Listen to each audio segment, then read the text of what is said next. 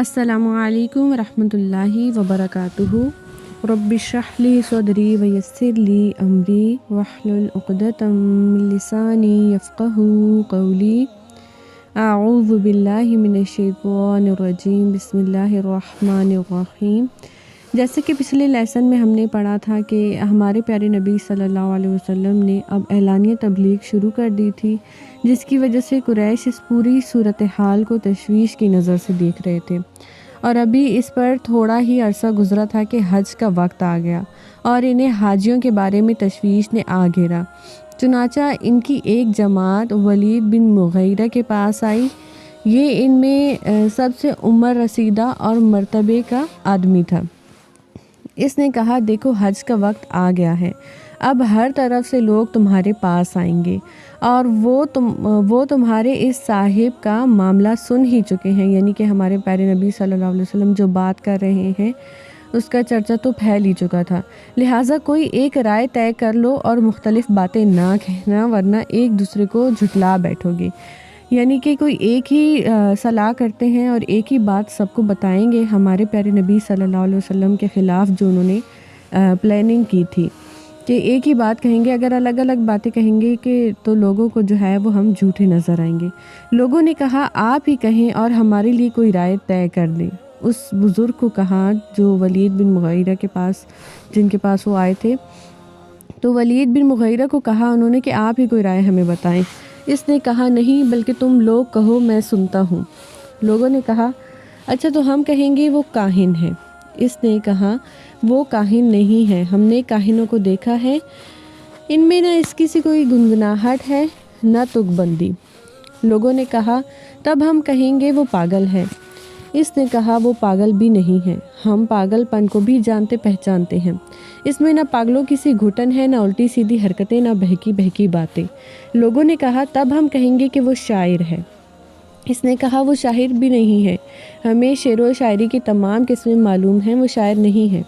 لوگوں نے کہا، اچھا تو ہم کہیں گے وہ جادوگر ہے۔ اس نے کہا، وہ جادوگر بھی نہیں ہے، ہم نے جادو اور جادوگر سب دیکھے ہیں، اس میں نہ اس کی سی کوئی جھاڑ پھونک ہے نہ گرہ بندی۔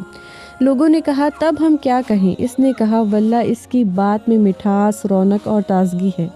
یعنی وہ بھی اس بات کو مانتا تھا کہ بات میں مٹھاس اور تازگی ہے، اس کی جڑ پائیدار اور اس کی شاخ پھلدار ہے، تم جو کچھ بھی کہو واضح ہو جائے گا کہ وہ باطل ہے، یعنی کہ ہم جو بھی بولیں گے وہ پتہ چل جائے گا کہ جھوٹ ہے۔ ویسے زیادہ مناسب یہی ہے کہ وہ جادوگر ہے اور اس کی بات میں جادو ہے، وہ اس کے ذریعے سے باپ بیٹے میں، بھائی بھائی میں، میاں بیوی میں، آدمی اور اس کے خاندان میں اختلاف پیدا کرتا ہے، کیونکہ جو لوگ اسلام لا رہے تھے تو پھر ان کو اپنی فیملی سے جو ہے وہ ہاتھ دھونا پڑ رہا تھا، تو اس بات میں انہوں نے یہ بنا لیا کہ ہم کہیں گے کہ وہ جادوگر ہے۔ یہ بات طے کر کے لوگ وہاں سے اٹھے اور انہوں نے حج کے لیے آنے والوں کی راہ میں بیٹھنا شروع کر دیا۔ اب جو بھی ان کے پاس سے گزرتا اس سے آپ کی بات ذکر کرتے اور ڈراتے۔ نتیجہ یہ ہوا کہ لوگوں نے آپ کو دیکھنے اور سننے سے پہلے ہی آپ کا معاملہ جان لیا، یعنی کہ انہیں پہلے ہی انہوں نے ذہن میں رائے بنا لی کہ وہ جادوگر ہے۔ اس کے بعد جب حج کے دن آ گئے تو نبی صلی اللہ علیہ وسلم نے حاجیوں کے مجمعوں اور ڈیروں میں جا کر انہیں اسلام کی طرف بلانا شروع کیا۔ آپ فرماتے، لوگوں لا الہ الا اللہ کہو، کامیاب رہو گے۔ ادھر ابو لہب کا یہ حال تھا کہ وہ آپ کے پیچھے پیچھے لگا رہتا، جھٹلاتا جاتا اور تکلیف بھی پہنچاتا۔ اس طرح اس حج سے جب حجاج واپس ہوئے تو پورے عرب میں نبی صلی اللہ علیہ وسلم کا چرچا پھیل گیا تھا۔ حج کے بعد جب قریش اپنے گھروں کو واپس آ کر مطمئن ہو چکے تھے کہ آپ صلی اللہ علیہ وسلم زیادہ لوگوں کو تبلیغ نہیں کر پائے، تو انہوں نے اس مسئلے کے مکمل حل کی طرف توجہ دی کہ ہمیں کوئی مکمل حل نکالنا چاہیے، اور غور و فکر کی اور باہمی مشورے کیے، کئی تدبیریں طے کیں جن کے متعلق ان کا اندازہ تھا کہ ان سے اسلامی دعوت کا کام تمام کیا جا سکتا ہے۔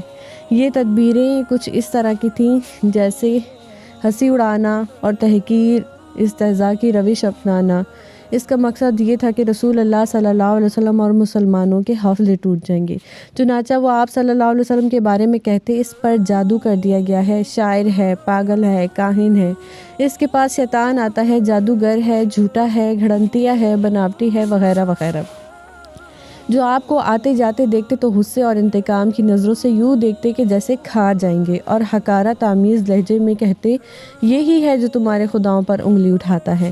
کمزور صحابہ کو دیکھتے تو کہتے یہ لو تمہارے پاس زمین کے بادشاہ آ گئے، ارے یہی ہے جن پر اللہ نے ہم سب کو چھوڑ کر احسان کر دیا۔ اس کا نقشہ اللہ تعالیٰ نے کچھ یوں کھینچا ہے۔ قرآن پاک میں اللہ تعالیٰ فرماتے ہیں مجرم ایمان لانے والوں کی ہنسی اڑاتے ہیں، اور جب ان کے پاس سے گزرتے تو آنکھیں مارتے، اور جب وہ اپنے گھروں کو پلٹتے تو مزے لیتے ہوئے پلٹتے، اور جب انہیں دیکھتے تو کہتے کہ یہی لوگ گمراہ ہیں۔ مشرکین نے اس ہنسی مذاق، ٹھٹے اور طعنہ زنی کی اتنی کثرت کی کہ خود نبی صلی اللہ علیہ وسلم کی طبیعت اس سے متاثر ہوئی، جیسا کہ ارشاد باری تعالیٰ ہے ہمیں معلوم ہے کہ ان کی باتوں سے آپ کا سینہ تنگ ہو رہا ہے۔ پھر بتایا کہ اس کا اثر کیسے کیا جائے، ختم کیا جائے، اور ثابت قدمی کیسے آئے گی۔ تو اللہ تعالیٰ فرماتے ہیں تم اپنے پروردگار کی حمد کے ساتھ اس کی تسبیح کرو اور سجدہ کرنے والوں میں سے ہو جاؤ، اور اپنے رب کی عبادت کرتے رہو یہاں تک کہ موت آ جائے۔ اس سے پہلے آپ کو تسلی بھی دی گئی۔ اللہ تعالیٰ فرماتے ہیں ہم آپ سے استہزاء کرنے والوں کو کافی ہیں، یعنی جو آپ کا مذاق اڑاتے ہیں ان کی بات ہو رہی ہے۔ جو اللہ کے ساتھ دوسروں کو معبود ٹھہراتے ہیں انہیں بہت جلد نتیجہ معلوم ہو جائے گا۔ آپ صلی اللہ علیہ وسلم کو یہ بھی بتایا گیا کہ ان کی حرکت ان کے لیے باعث وبال ہوگی، چنانچہ فرمایا آپ سے پہلے بھی رسولوں کے ساتھ استہزاء کیا جا چکا ہے، جس کا نتیجہ یہ رہا ہے کہ خود ان مذاق اڑانے والوں کو ان کے استہزاء نے آ گھیرا۔ انہوں نے طے کیا کہ جب آپ صلی اللہ علیہ وسلم کو دیکھو کہ وہ لوگوں کے درمیان دعوت و تبلیغ کے لیے کھڑے ہوں تو خوب شور مچاؤ اور لوگوں کو وہاں سے بھگا دو تاکہ انہیں اپنی بات بیان کرنے کا موقع ہی نہ مل سکے۔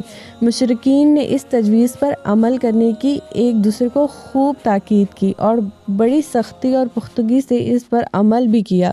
چنانچہ ان کے مجمع عام میں نبی صلی اللہ علیہ وسلم کو تلاوت قرآن کو جو پہلا موقع مل سکا وہ نبوت کے 5ویں برس تھا، یعنی 5 سال انہوں نے انہیں کوئی بات ہی نہیں کرنی دی۔ جب بھی وہ تبلیغ کی کوئی بات کرتے تو انہوں نے شور مچانا شروع کر دینا تھا۔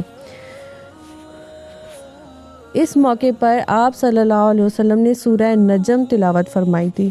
معاملہ اس قدر سخت تھا کہ نبی صلی اللہ علیہ وسلم جب نماز میں قرآن کی تلاوت فرماتے اور یہ تلاوت زیادہ تر رات کو تہجد کی نماز میں ہوا کرتی تو یہ لوگ قرآن کو، اس کے اتارنے والوں کو اور اسے لانے والے کو گالیاں دیتے۔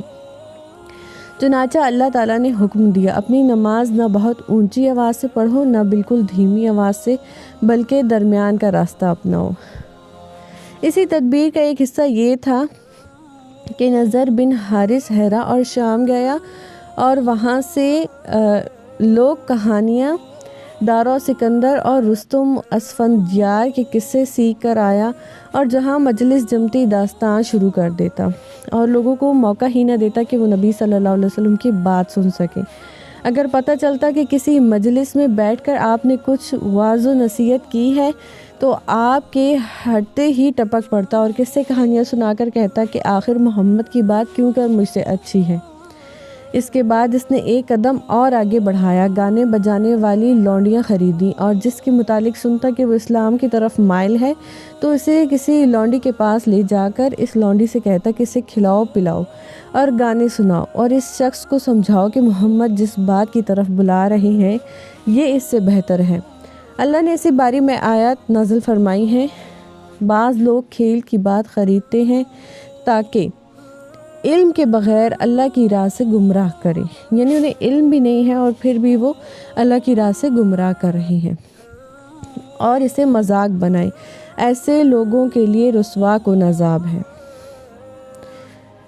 اس میدان میں قریش نے بڑی سرگرمی دکھائی اور بڑی فنکاری اختیار کی، چنانچہ وہ قرآن کے بارے میں کبھی کہتے کہ یہ محض اونٹ پٹانگ خواب ہے، جیسے محمد صلی اللہ علیہ وسلم رات کو دیکھتے ہیں اور دن کو تلاوت کرنے لگتے ہیں۔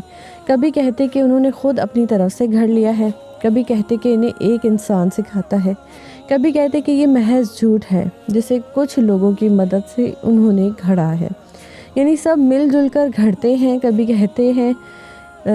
کہتے ہیں کہ یہ پہلوں کے افسانے ہیں جنہیں انہوں نے لکھوایا ہے اور اب یہ ان پر صبح شام تلاوت کیے جاتے ہیں۔